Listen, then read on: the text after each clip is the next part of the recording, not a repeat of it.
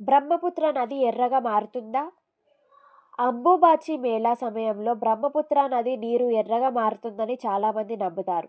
ఈ విశ్వాసం వెనుక ఆధ్యాత్మిక భావన ఉన్నప్పటికీ, శాస్త్రవేత్తలు మాత్రం వర్షాల వల్ల కొండలలో నుంచి ఎర్రటి మట్టి ఖనిజాలు నదిలో కలవడం వల్ల ఈ మార్పు కనిపిస్తుందని చెబుతున్నారు. కామదేవుడికి ఈ ఆలయంతో ఉన్న సంబంధం. పురాణాల ప్రకారం శివుడు తీవ్రమైన తపస్సులో ఉన్నప్పుడు దేవతలు కామదేవుణ్ణి పంపారు. కామదేవుడు తన బాణాన్ని ప్రయోగించగా కోపంతో శివుడు అతన్ని భస్మం చేశాడు. తర్వాత కామదేవుడు ఈ ప్రాంతంలో తపస్సు చేసి తన శరీరాన్ని తిరిగి పొందాడని చెబుతారు. అందుకే ఈ ప్రాంతానికి కామాఖ్య అనే పేరు వచ్చిందని ఒక పురాణ కథ ఉంది. నరకాసురుడి కథ. ఇంకో కథ ప్రకారం అసురరాజు నరకాసురుడు కామాఖ్యాదేవిని వివాహం చేసుకోవాలని కోరుకున్నాడు. అమ్మవారు ఒకే రాత్రిలో కొండపై మెట్లు నిర్మించాలని షరతు పెట్టారు. నరకాసురుడు ఆ పని దాదాపు పూర్తి చేయబోతుండగా దేవి మాయ చేసి కోడిని ముందుగానే కూయించింది. ఉదయం అయిపోయిందని భావించిన నరకాసురుడు పనిని ఆపేశాడు. నేటికి ఆ అసంపూర్ణ మెట్లు అక్కడ కనిపిస్తాయని చెబుతారు. ఆలయ చరిత్ర. చరిత్రకారులు ప్రకారం కామాఖ్య ఆలయం 8వ లేదా 9వ శతాబ్దాల మధ్య నిర్మించబడింది.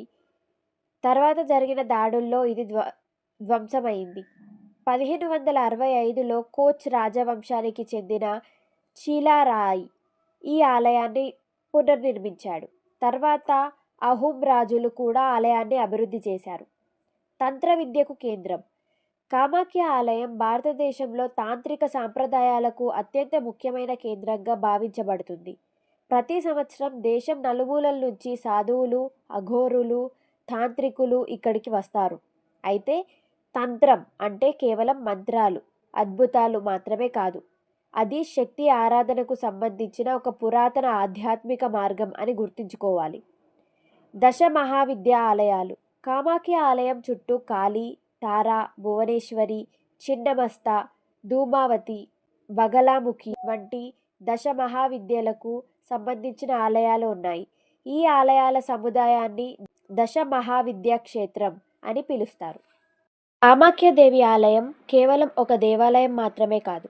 ఇది శక్తి, సృష్టి, ప్రకృతి, ఆధ్యాత్మికతలకు ప్రతీక.